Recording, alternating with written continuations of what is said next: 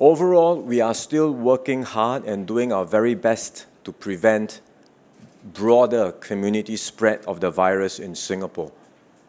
So that remains our strategy today, but we have to be prepared for the situation to evolve in different ways. One scenario could well be that despite our very best efforts to contain, ring-fence and isolate each case that comes up, despite our best efforts at doing so, there is wider community spread.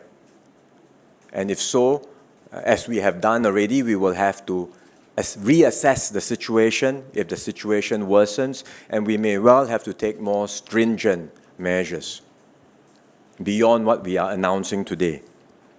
There is another scenario which, in a way, the Director of Medical Services alluded to, because if you look at the situation now, the mortality rate in China is 2%, but outside of Hubei province, the mortality rate for this virus is 0.2%.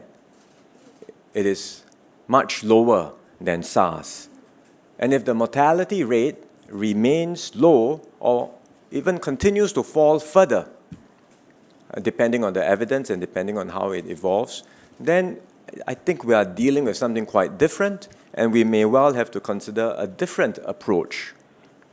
So these are two scenarios of how the situation may unfold. It's too early to tell right now what the strategy will be, but I'm just sharing possibilities of how things may unfold in the future.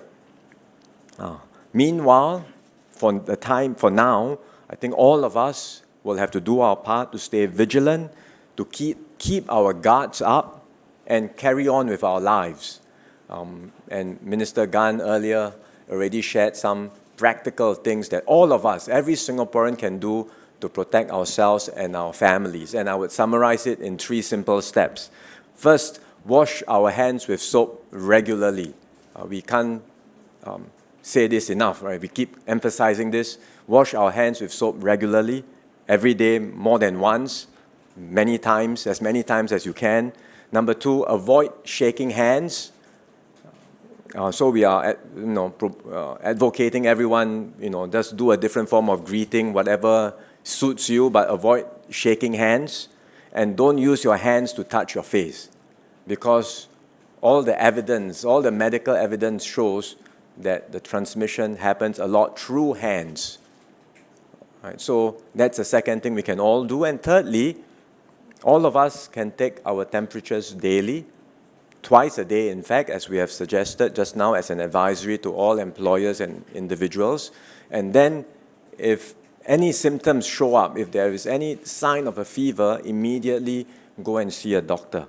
So these are 3 practical, but we believe, based on the medical evidence, effective ways that all of us, all Singaporeans can take to protect ourselves and our families.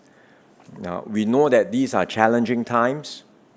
Singaporeans are anxious and worried. We understand these concerns, and we are doing our very best to put in place effective measures to protect ourselves, to protect every Singaporean.